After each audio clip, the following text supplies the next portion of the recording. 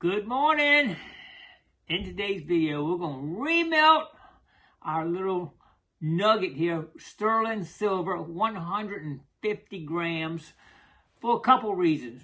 One, I've been studying a little bit more, and I talked to my jeweler friend, and watching some more videos, and we did a couple things that we could have done a little better.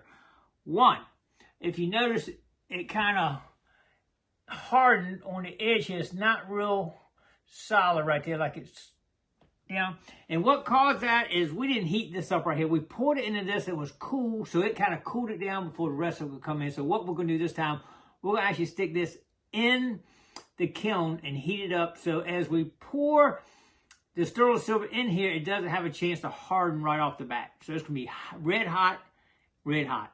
So that's one thing we'll do. The second thing is borax. I talked to my friend that pours a lot of sterling silver, and he said, you need that borax to get it to pour good. And I watched another video of a guy that uses a lot of borax when he melts the sterling. But he's got a shape like this where the heavy material goes by him and that borax comes to the top in slag. And it crystallizes on top in a black glass looking thing, and it pops right off. If you notice, this isn't real bright, shiny silver down here or nothing. So hopefully when we do this, what we'll do is we'll end up getting a brighter, shiny sterling silver little nugget here, and I feel a little better using it and making something with it being a little more cleaner. So let's get out here, fire the kiln up, heat it all up, and give it a try. We're gonna go ahead and put a good amount of this in there. I'm gonna actually weigh it out. This is 150 grams, so we're probably gonna put about 50 grams of borax in here. I was seeing that guy had like a third of borax, so we're gonna try that too, see what happens.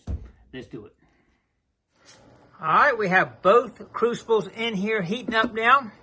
We're going to run it about over 1900 degrees. That should be plenty for it to melt at. And let it sit for a couple minutes anyway, so we can get that solids to separate. All right, here we go. All right, we're going to take a quick look here. It's right at 2000 degrees. And sterling silver melts at 1640, so we should be good. Let's just take a quick look inside. Oh my goodness, look at that. It is hot. Okay, we're ready. That is going to be some hot stuff taken out of that. So let's go ahead and cut this down a little bit and get back in there and take it out. Here we go. All right, here goes nothing. First thing we'll do is get this one out. Let's see if we can get it out here without... Oh my goodness, there's just fire everywhere on this thing. Whoa, we don't want to knock that over. Oh man, this is a problem when you got both of them in here. Alright, we got that one out. Whew. This is almost too hot for me to handle. Alright, look at the fire just going around this thing. Oh my god. I want to be very careful here to get this right. And we got it. And here we go. All right, here we go. This is the final touch right here. Is it going to work? All right, she's going in. And it actually filled it up that time. You can see it definitely doing something a little different there for sure. Let's set this down here and keep an eye on this thing, because it's definitely, I did not think it would come up that high, but it did. We're going to let that thing sit there and cool. Hopefully the lighter material come up and the sterling silver go to the bottom. This will be black on top is what I'm hoping. I'm seeing some stuff floating up in here. Oh, it's hot though. Woo, that thing is hot. All right, let's get this thing over here shut off and we'll take a look at it. All right, and you can see this did not do this before. We got a nice black surface top. Hopefully that's that borax coming to the top and helping take the impurities out, and we end up with a nice pretty silver bottom in this thing. We're going to see if it's a big difference. We're going to try it, and we'll go from there. We're going to it's going to be a while for this to cool down, so sit back and drink a cup of coffee, and we're going to check it a little bit. I can feel the heat even coming off this thing right here. 2000 degrees. It's going to take a little bit. Alright, this is a digital infrared thermometer. Let's see what the temperature still is on this. It's still 500 degrees right there, and this one over here is 429. So we still got a little ways to go before this thing cools down. 500 degrees. So She's still pretty hot in there. Let's just touch the top, see what it feels like here.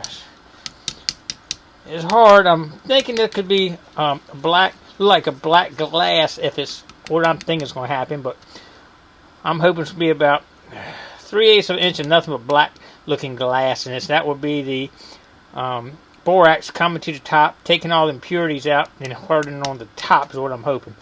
Anyway, we're going to find out. Stay tuned.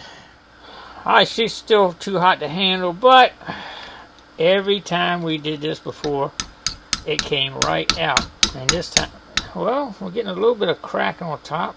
Let's see. Move to the top. Just seeing if it's going to come out easy, but it doesn't seem like it is. Oh, it's coming. Look at that. It's definitely coming. There it goes.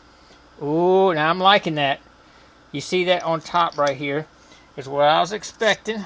Like a glassy spot, but now the sterling's got to come out. It's down to about 200 degrees, so the sterling's not coming out yet though, so that's got me a little bit concerned, but alright, it is out. It does. It looks like it's got a little dust on it here. It does look like it did seal a little bit. I don't see any gaps in it at all, and I do see this come up here, so that's definitely where its borax has come through that glass looking thing, which I saw on the line where somebody's doing that with. That worked, so it should have cleaned it up pretty good. I might run it through the tumbler just see what it does. See, it might just be a lot of dust on it, so that would take that off right off. So let's run it just for a couple minutes, see what it does.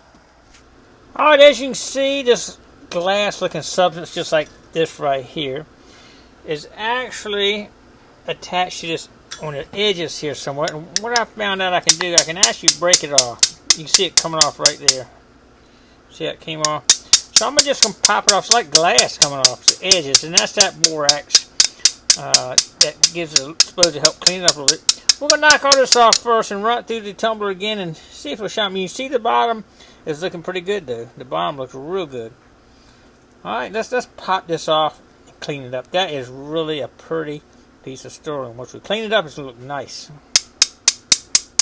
We have 100% success.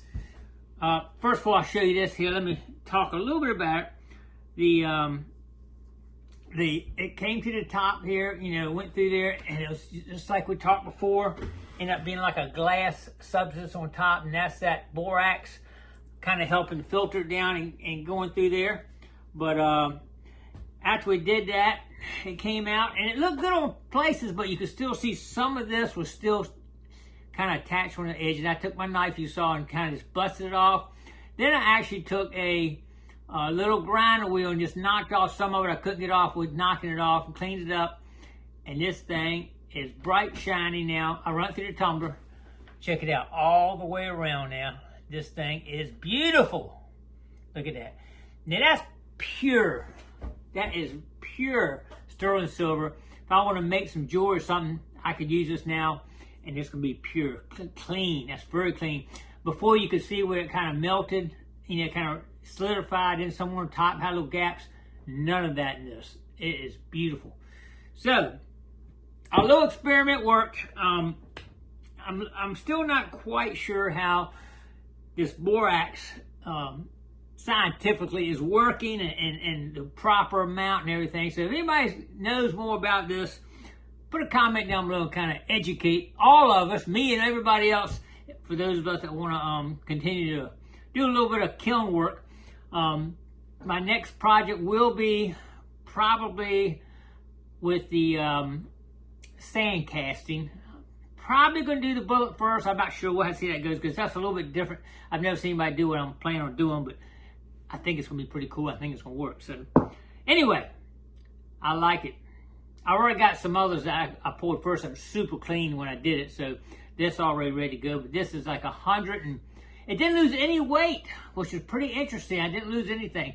This weighs 151 grams, so pretty cool, heavy.